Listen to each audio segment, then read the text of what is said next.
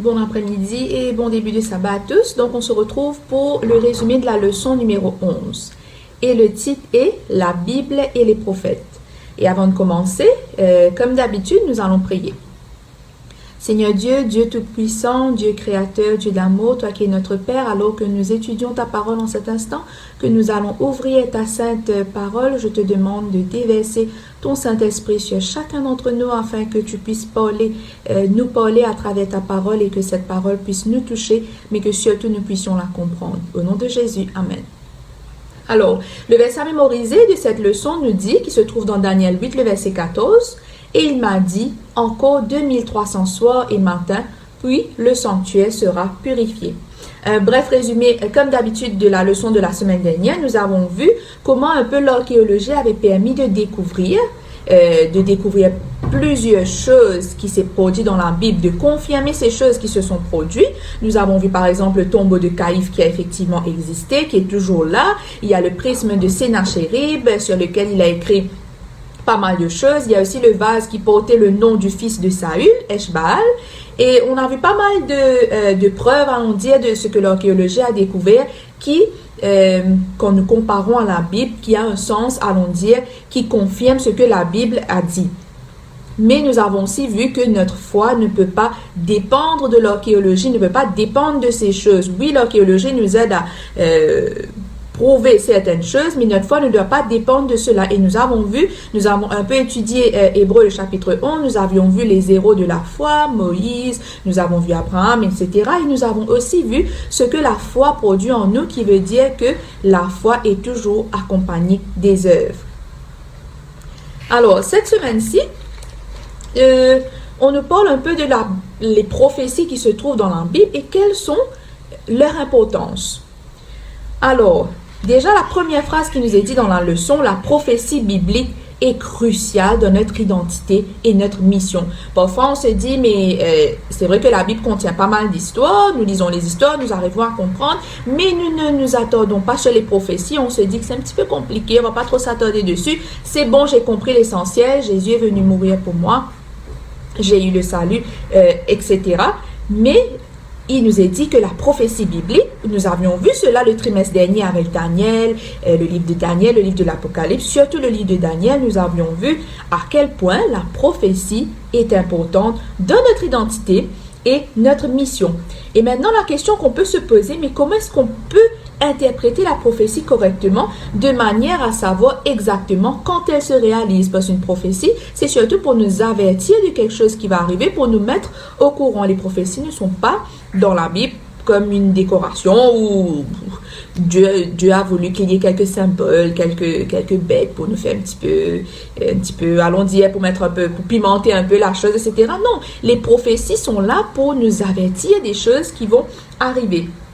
Alors, pendant la réforme, les réformateurs, qu'est-ce qu'ils vont suivre? Ils vont suivre une méthode qui s'appelle historiciste. La méthode historiciste, cette méthode est la même que Daniel et Jean avaient suivi pour interpréter leur vision. Et nous allons voir un peu plus sur cette méthode historiciste. C'est quoi cette méthode historiciste? Je vous donne la définition que nous donne l'Internet. C'est une tendance à accorder une place prépondérante à l'histoire dans l'explication des faits humains. Alors, pour être plus clair, ça voit un peu la prophétie comme une progression. La leçon nous dit, c'est comme une progression, comme un accomplissement constant de l'histoire qui commence dans le passé et qui aboutit au royaume éternel de Dieu. Alors, il est vrai que c'est un petit peu compliqué, mais on va comprendre cela, on va comprendre cela en détail quand nous allons voir cette méthode dans le livre de Daniel. Alors, Daniel chapitre 2, Daniel chapitre 7, Daniel chapitre 8, à partir du chapitre, allons dire, 2 de Daniel, où le roi Nebuchadnezzar reçoit sa vision, etc., il y aura une succession de rêves, une succession de symboles, etc. Et nous connaissons bien cela, nous avions vu cela le trimestre dernier, on ne va pas relire tout ce chapitre, mais nous connaissons un peu, le roi va rêver d'une statue, la tête sera en or, la tête d'or qui représente la Babylone, la poitrine et les bras seront en argent, qui représente les Mèdes et les Perses, le ventre et les cuisses seront en airain, qui représente la Grèce, et les jambes seront en fer et en l'argile qui est mélangée, qui représente la Rome. Alors nous avons vu, nous connaissons bien la statue de Daniel, tout ceci pour expliquer que la statue elle-même implique une succession de royaumes sans interruption. Babylone, Mède et Perse, la Grèce, la Rome, et tout ceci va arriver en ordre. C'est un peu la méthode historiciste qu'on nous parle ici, qui veut dire que elle suit une certaine progression. Elle a un mouvement linéaire historique ininterrompu, qui veut dire que Dieu va prédire ce qui va arriver à travers la vision de Nebuchadnezzar. Ça ne veut pas dire que il y aura la statue Babylone, Mède et Perse, Grèce. Ah non, c'est la Rome qui va venir prendre la place de Babylone avant, et puis la Grèce va venir. Non, toutes les choses se sont produites en ordre. Il y a une progression dans l'ordre de toutes ces choses qui se sont produites. Et nous avons vu dans l'histoire de l'humanité même, quand nous allons faire des recherches sur Internet, que ça s'est produit exactement comme ça. La Babylone a été conquise ensuite par les Mèdes et les Perses, ensuite la Grèce est venue pour conquérir les Mèdes et les Perses, etc. C'est parti comme ça. Voilà un peu la méthode historiciste. Ensuite, dans les chapitres de Daniel, nous avions vu cela dans le trimestre dernier, il nous parle de la petite cône. Et nous avons beaucoup de réformateurs, beaucoup de personnes qui ont étudié au tout début, ont identifié cette petite cône comme étant l'Église de Rome, plus précisément comme étant le pape. Alors des fois, certaines personnes peuvent se dire, mais pourquoi est-ce qu'on vient attaquer la papauté? Pourquoi est-ce qu'on vient parler du pape comme ça? Pourquoi avoir choisi le pape? Non, ça n'a rien d'avoir d'un choix, c'est pas qu'on a choisi, mais quand on compare toutes les choses, quand on compare l'histoire avec les dates, avec toutes les caractéristiques que Daniel décrit, tout ceci nous ramène à Rome et la papauté. Voyons cela dans un peu plus de détails. Alors, la leçon nous dit qu'il y a 7 caractéristiques communes entre la petite cône de Daniel 7 et la petite cône de Daniel 8, qui sont la même chose. Alors, les deux sont décrits comme étant une cône. Ensuite, les deux sont des puissances persécutrices. C'est des puissances qui vont venir persécuter les chrétiens. Ensuite, les deux vont se mettre en avant et ils vont blasphémer contre Dieu. Les deux auront pour cible qui? Le peuple de Dieu. Les deux vont durer jusqu'à la fin des temps, qui veut dire qu'ils sont toujours en train de régner et ils vont durer jusqu'à la fin des temps. Et les deux seront détruits de manière surnaturelle. Quand nous lisons Daniel, nous voyons qu'il y a la Babylone, les Mèdes et les Perses vont venir prendre la Babylone. Il n'y a rien de surnaturel dedans. Tout ceci se fait par les guerres, etc., etc. Mais arrivé à la petite côte, il sera détruit de façon surnaturelle. Et là, quand on étudie, quand nous voyons par exemple dans Daniel 7, le verset 25, lisons cela. Il prononcera des paroles contre le Très-Haut. Il nous parle de la petite cône.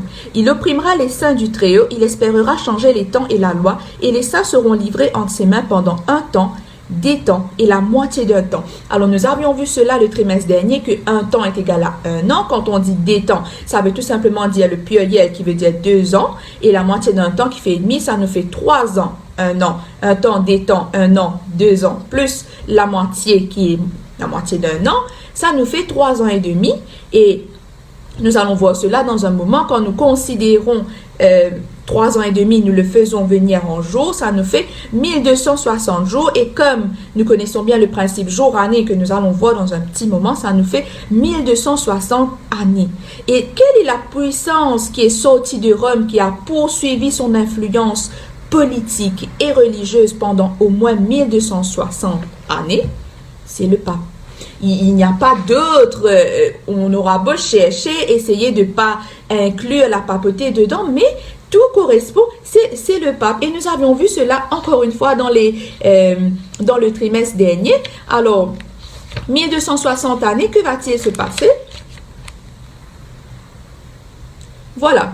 Pourquoi est-ce qu'on appelle la papauté une puissance politico-religieuse? Qu'est-ce qui va se passer en l'an 538?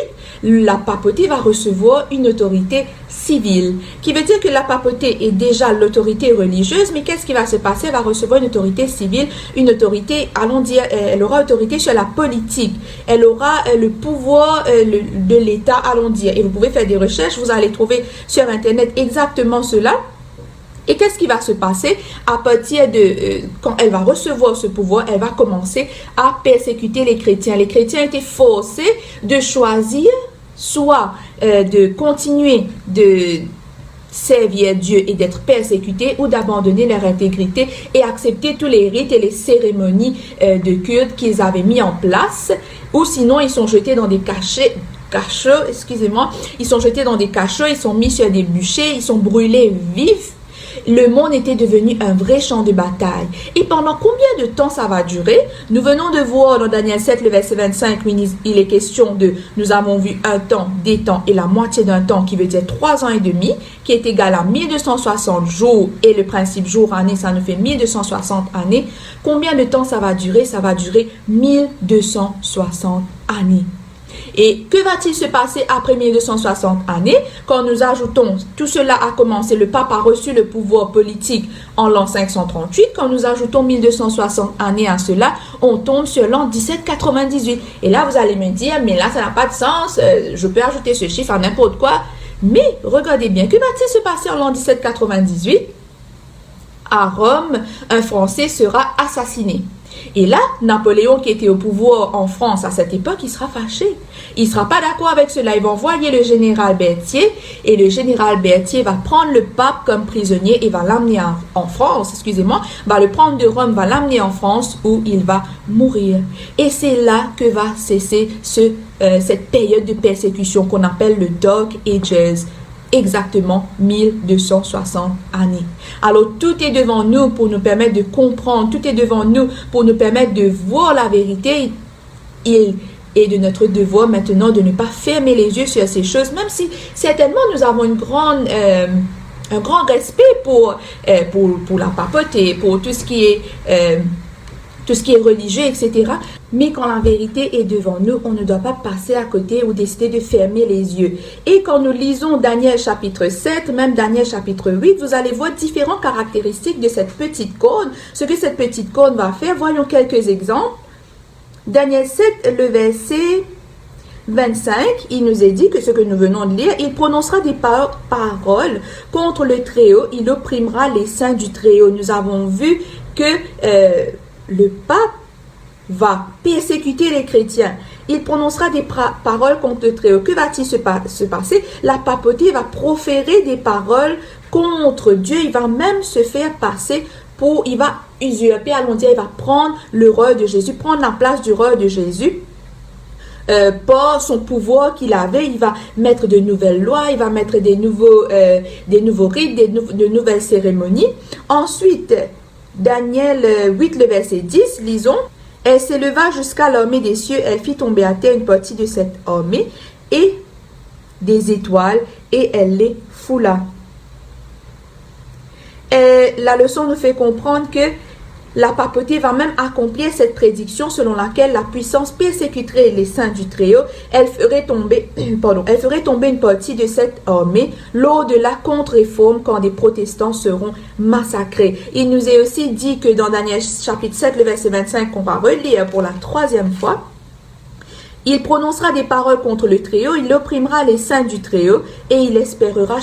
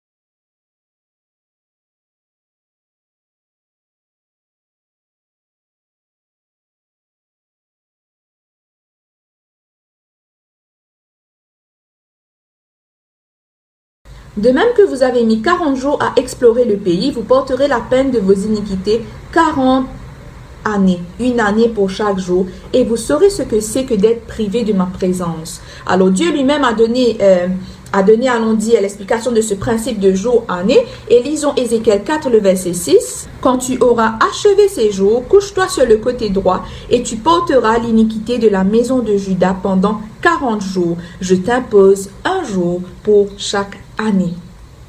Alors maintenant, nous répondons à cette question qui, comme quoi, comment est-ce qu'on peut savoir que effectivement on doit appliquer le principe jour-année? Alors, premièrement, quand nous lisons Daniel ou même le livre de l'Apocalypse, nous voyons plusieurs symboles. Il y a des bêtes, il y a le bélier, il y a le bouc avec ses côtes, il y a le léopard avec 4 ailes, il y a l'ours qui tient des côtes dans sa gueule, etc., qui boite.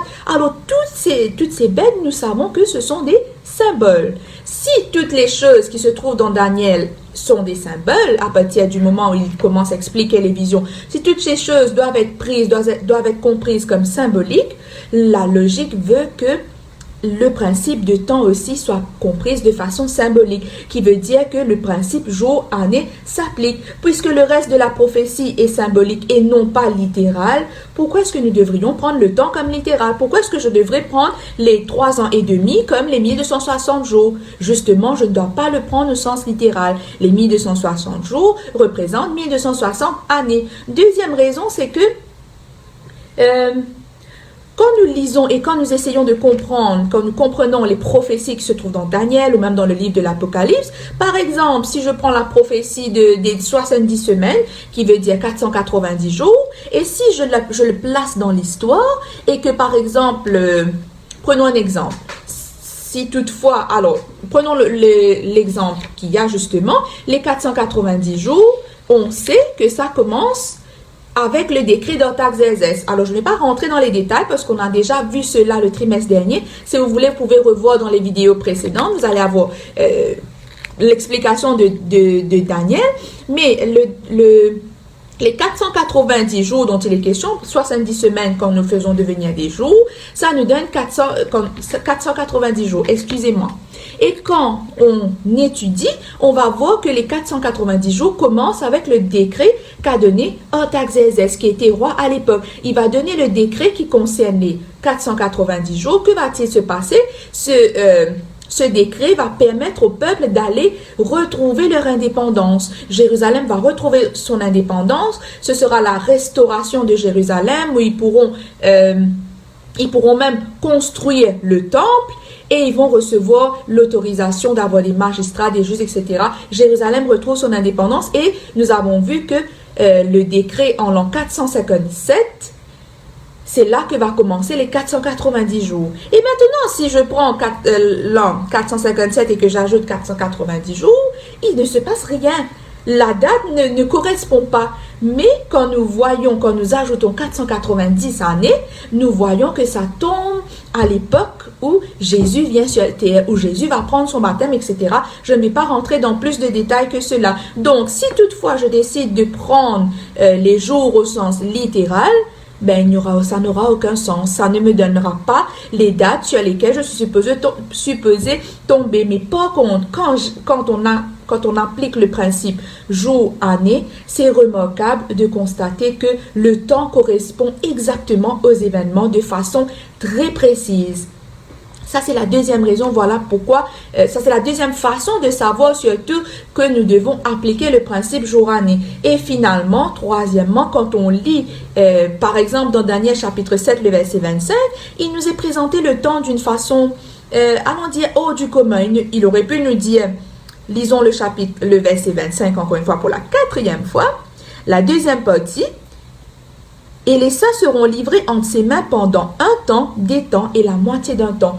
Un temps veut dire une année, on vient de voir, des temps, 2 ans, il aurait pu dire pendant 1 an, 2 ans et la moitié d'une année, mais non. La façon qu'il présente le temps nous fait comprendre que ce n'est pas une façon normale, nous fait comprendre que justement, elles doivent être prises symboliquement, qui veut dire le principe jour-année doit être appliqué. Alors, j'espère que c'est clair jusqu'à présent. Il est vrai que la leçon nous ramène encore une fois au livre de Daniel et de l'Apocalypse, mais comme nous avons déjà eu cela le trimestre dernier et que nous avons pu comprendre les prophéties, il n'est pas compliqué pour nous de comprendre ce que la leçon essaye de nous dire pendant cette semaine-ci. Et il va aussi nous parler de la typologie. La typologie, grand mot, pour dire tout simplement que c'est l'emploi de la typologie, c'est surtout fondé dans la réalité, là, dans le présent, mais qui annonce une réalité beaucoup plus grande dans l'avenir. Encore une fois, pour réussir à comprendre cela, on va voir quelques versets. Matthieu 12, le verset 40. Car de même que Jonas fut 3 jours et 3 nuits dans le ventre d'un grand poisson, de même le Fils de l'homme sera 3 jours et 3 nuits dans le sein de la terre.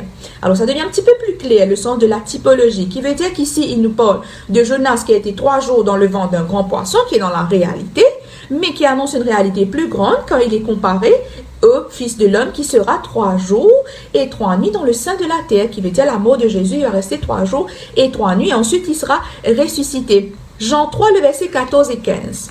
Comme Moïse éleva le serpent dans le désert, il faut de même que le Fils de l'homme soit élevé, afin que quiconque croit en lui ait la vie éternelle. Moïse va élever un serpent dans le désert. Nous connaissons bien l'histoire pour que tout le monde se retourne le regard et soit sauvé de la morsure du serpent. Et il nous est dit, il faut de même que le Fils de l'homme soit élevé. Donc, nous essayons de comprendre un peu la typologie qui nous permet, comme on nous dit, c'est fondé dans la réalité, mais qui nous annonce une réalité encore plus grande. Et voyons un dernier verset, Jean 1, le verset 29. Le lendemain, il vit Jésus venant à lui et il dit, voici l'agneau de Dieu qui ôte le péché du monde. Jean qui voit Jésus venir vers lui, il va dire, voici l'agneau de Dieu qui ôte le péché du monde. Donc, la réalité beaucoup plus grande, il s'est projeté dans l'avenir, allons dire entre guillemets, disant que c'est lui-même qui va venir mourir pour enlever les péchés du monde. Alors, j'espère que vous arrivez quand même à comprendre un peu ce que c'est que la typologie. Et tout ceci nous permet de comprendre un peu la Bible, nous permet de comprendre la méthode historiciste, voilà. Et il est vrai que il nous est parlé de Jésus, de ce qu'il va faire, mais un des exemples, des plus grands exemples, on peut dire, de la typologie, il est question du sanctuaire. Le sanctuaire terrestre, n'oublions pas que c'était une représentation du sanctuaire céleste. Et le sanctuaire terrestre, il opérait comme un type de tout le plan du salut. Quand nous voyons tout ce que le sacrificateur faisait dès qu'il entrait dans le sanctuaire, déjà en dehors, dans le parvis, dans le sanctuaire, dans le lieu saint, dans le lieu très saint, tout ceci, c'était une façon de montrer le salut que nous avons en Jésus. Nous connaissons bien la sanctification, la glorification, etc. Donc, le sanctuaire aussi est un des exemples de la typologie. Et cela nous enseigne surtout l'importance du message du sanctuaire pour nous aujourd'hui. Le message que nous avons à travers les rites du sanctuaire est un message très important qui nous permet de comprendre notre salut, qui nous permet de comprendre le jugement à venir. Et l'avantage que nous avons en comparaison à Daniel ou même Jean qui a eu pas mal de visions, l'avantage c'est que nous pouvons, allons dire que nous avons vu l'accomplissement des choses. Si toutefois il m'arrivait, par exemple, de douter de la Bible, de me dire, mais non, les prophéties sont mises dans la Bible juste pour donner un peu de, comme je disais, pour pimenter un peu les choses. Mais non, les choses se sont vraiment produites. Et nous avons cet avantage, c'est d'avoir vu l'accomplissement de ces choses, de n'avoir pas vu vraiment au sens propre, mais nous allons sur Internet, nous tapons l'histoire du monde, nous allons voir que Babylone a été détrônée par les Mèdes et les Perses, les Mèdes et les Perses ont été détrônés par la Grèce, la Rome est venue, la papauté a fait ça, les dates coïncident, etc. Quelle autre chose que nous attendons pour croire en la parole de Dieu? Et maintenant, nous devons nous dire que si toutes ces choses se sont produites, il y a quand même une partie de la prophétie qui n'est pas encore réalisée, où le royaume éternel de Dieu viendra. Mais si 3/4 de la prophétie s'est réalisée, est-ce qu'on s'attend vraiment à ce que le reste ne se réalise pas? Non, on est en train de se boucher les yeux, allons dire, pour pouvoir continuer de vivre notre vie tranquillement, à faire tout ce qu'on a besoin de faire, alors que nous savons très bien que si le 3/4 de la prophétie s'est réalisé, c'est que le reste aussi se réalisera, et c'est dans pas longtemps. Donc, parfois, on se dit, si je pouvais connaître l'avenir, si tu connais, qui tu caves, passer demain, tu peux marier bien, dans 1 an, 2 ans, qu'est-ce que je serai, etc. Mais la Bible nous dit exactement ce qui va se passer et comment est-ce que nous devons nous préparer. Donc, C'est pour cela qu'il est important. La leçon revient dessus. Nous avons vu cela le trimestre dernier. La leçon est retournée encore sur Daniel, sur l'Apocalypse, etc. C'est pour nous faire comprendre que la prophétie, la compréhension des prophéties est très importante dans notre marche avec Jésus-Christ. Ce n'est pas parce que c'est compliqué que nous devons passer à côté de cela. Et comme je l'avais dit, moi-même au début, je voyais ces choses vraiment compliquées, mais à force de prier, de demander à Dieu son Saint-Esprit et de vouloir comprendre, Dieu nous éclaire. Il n'y a rien qui soit trop difficile que Dieu ne puisse nous permettre de comprendre. Et croyez-moi, quand on arrive à comprendre, à lire ces prophéties, c'est quelque chose de merveilleux. Et n'oublions pas la leçon de Paul aussi des 2300 soirs et matins quand nous utilisons le principe jour-année, nous donne 2300 années. Et nous savons qu'elle s'achève en 1844 où il y avait la grande déception, où les personnes pensaient que Jésus allait venir mais n'est pas venu. C'était juste qu'il sautait du lieu saint pour aller dans le lieu très saint. Alors toutes ces choses coïncidaient, toutes les dates sont en accord avec l'histoire. Nous n'avons aucune raison de douter de la parole de Dieu. Et il nous faut, avant qu'il ne soit trop tard, commencer à étudier les prophéties, qui est vraiment très très important, comme nous dit la leçon. Alors j'espère que cette leçon vous aura aidé, comme cette leçon m'a aidé. On a quand même refait un petit survol rapide de ce qu'on a vu le trimestre dernier. Comme je vous ai dit, si toutefois vous voulez l'explication en détail des 70 semaines, des 1260 jours, des 70 semaines, 490 années, ou même des 2300 soirs et matins, il y a des vidéos que j'avais faites avant le trimestre dernier. Vous pouvez scroller et vous allez voir et vous aurez tout cela en détail. Alors avant de terminer, je vous invite à courber le front et nous allons prier. Seigneur Dieu, Dieu Tout-Puissant, Dieu trois fois saint, en cet instant nous te remercions pour ton Saint-Esprit qui nous permet de comprendre des choses qui parfois nous paraissent difficiles, mais grâce à ton Saint-Esprit, tu nous éclaires et tu nous permets de comprendre l'importance des prophéties dans ta parole. Aide-nous à prendre le temps d'étudier ta parole et que toutes ces paroles puissent transformer notre vie, travailler dans nos cœurs. Au nom de Jésus, Amen. Je vous souhaite un très bon sabbat et passez de bons moments en famille.